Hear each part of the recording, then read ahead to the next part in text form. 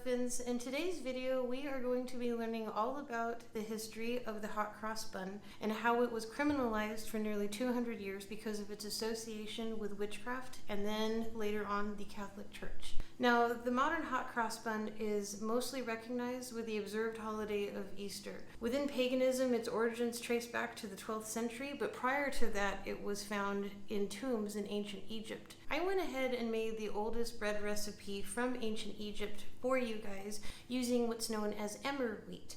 Emmer wheat is the wild version of our domesticated wheat, which has less protein, less fiber, and less antioxidants. It also was a lot coarser. We still can find it to this day. You might know it as ancient grain. Now for this recipe, there are no measurements, but more instructions on consistency. Now the cross was placed upon these breads to represent the 4 moon phases during certain festivals, and also to associate with the 4 seasons: winter, spring, and then summer and fall. So it wasn't quite clockwise, and I thought that was kind of interesting. The Romans and Greeks later on adopted or discovered themselves. There's no information that I can come across, but if you are an adept in this area, please feel free to direct me to some resources so I can further my knowledge, because it's something that I quite enjoy. Now, before I make the official claim that this is the first hot cross bun, it is very possible that the Egyptians made what we know as the traditional hot cross bun, as they did have recipes for enriched doughs,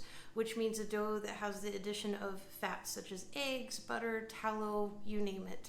And they also included spices in some of their breads, so I couldn't find any information after pretty extensive research, but given the information available that I found, it seems more likely that this would have been the type of hot cross bun that ancient Egyptians enjoyed during festivals. Maybe later on they evolved to what we know now.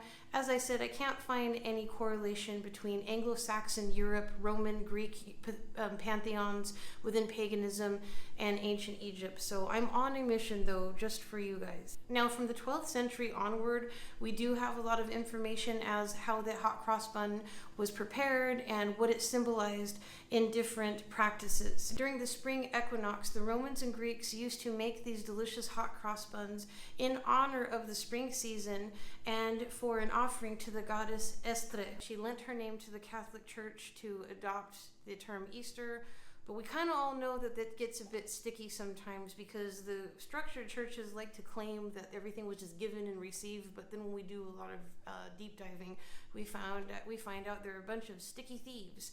So I'm not sure, and obviously I mean no disrespect to modern Catholics, but this is history, and it is something that those of us who are knowledgeable enough about the occult and our own practices like to deep dive into.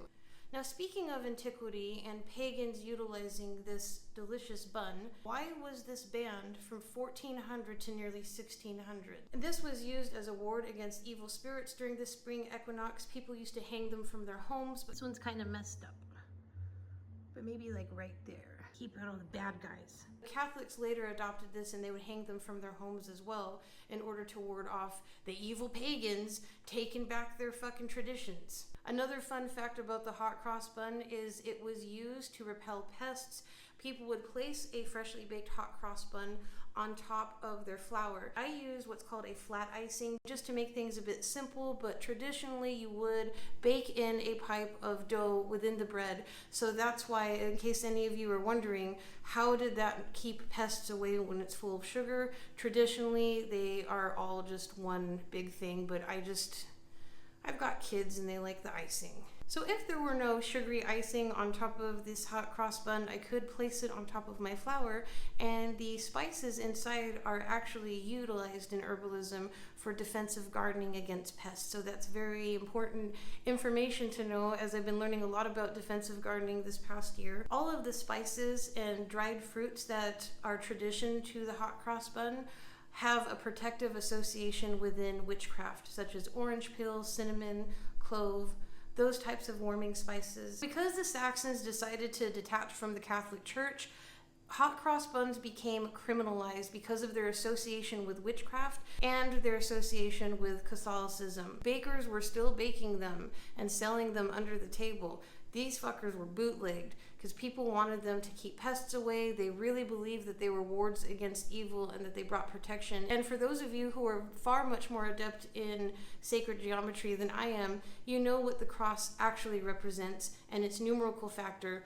and all of that other stuff. If you fold it up together, it's a cube. It's associated with 666. People think that's a terrible number, but it's a number of empowerment. Sacred geometry has been criminalized since antiquity within Abrahamic structures, because the point is to keep people deaf and blind and dumb and born to follow. Now, with that being said, let's fast forward as to how this beautiful hot cross bun became associated with Christianity when it was outlawed by English Christians. How the fuck did this beautiful, delicious hot cross bun that was criminalized by the Saxon Christians in England for nearly 200 years become associated with the Christian observed holiday of Easter?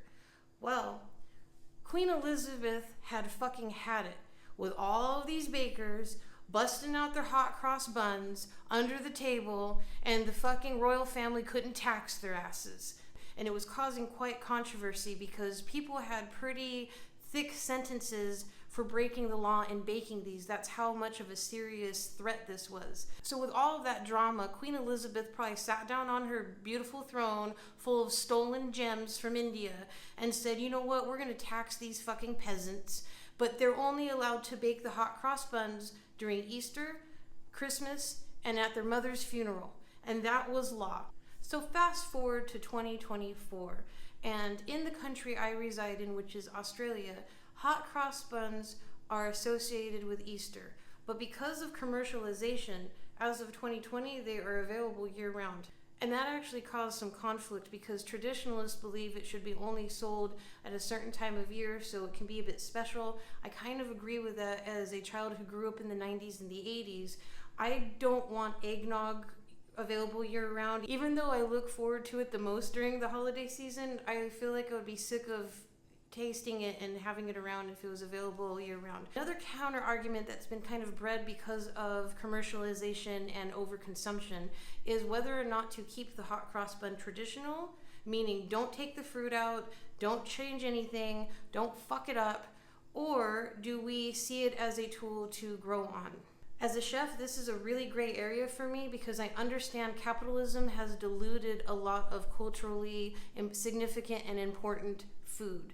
Like Taco Tuesday sort of bullshit, or just taking all the spice out of Indian food, or making sushi into this fucking gimmicky thing instead of the art form that it was traditionally. Hot cross buns, some people also associate it with that. But I went ahead and got a little creative and made my own version of the hot cross bun. I baked a chocolate hot cross bun with chocolate chips and dried cherries that were soaked in a red wine and cherry reduction. I also added an inverted cross to these hot cross buns. So even though these hot cross buns are far from tradition and they're also a bit blasphemous, an eye for an eye, a tooth for a tooth. I'm not trying to get on my platform and disrespect any pantheon. However, it's really important to point out that a lot of these structures stole from others that came before them, and modern Christianity is totally okay with that, and that's kind of a problem. And just in case you're wondering, I actually really do like Jesus Christ. This cross doesn't signify him. This cross signifies a lot more in rejecting the death of him, rejecting the oppression that Christianity has brought to people, rejecting the compliance of the church. In my alliance with fallen angels, I really believe that they taught us a ton of knowledge and they got overly punished for that. And that's why that's important to me. So it might seem like something a bit edgy and a big fuck you, and a part of my younger aspect really wants to just, yeah, that's how it is. And I think that's totally fair and justified. However, without overthinking it, that is what the inverted cross represents for me. It's a lot more than just trying to piss off a bunch of modern Christians who hardly know their own scripture and will spend more time harassing folks like myself instead of studying who Jesus Christ was and following in his footsteps. So the inverted cross seems very offensive. That's because it is. And no, I'm not trying to change anything or give a fuck you to this hot cross bun by doing so. If anything, I appreciate its history and it does have a power to it. As a witch, an occultist, and as a chef, these sort of things are very important for me to know. It helps me connect with my craft a lot more. It helps me connect with my career a lot more as a cook. and it inspires me to think outside the box sometimes. So those are the reasons why I decided to do a satanic version of the hot cross bun. It wasn't because I want to do some gimmicky thing. I would have used that as the thumbnail if that were the case. My idea was the only people that are going to be interested in this video are the ones that are interested in understanding occult knowledge and history, whether it's confronting their own belief systems or in alliance with ones that are similar to the crooked path or left-hand path that I partake in. Because if I were to put the inverted cross on those videos, I most likely would be attracting a ton of nonsensical people that would be harassing our small community. So with that being said, I hope you guys enjoyed this video, and I hope you enjoyed learning a little bit about the hot cross bun with me. All the reference recipes will be listed in the description below. The traditional hot cross bun recipe is one that my family and I have been using for about 5 years now. It was shared by a qualified chef and baker, so I trust those sorts of resources very much so. Alright, Moon Muffins, until next time, you guys take care of yourselves, and I will talk to you soon.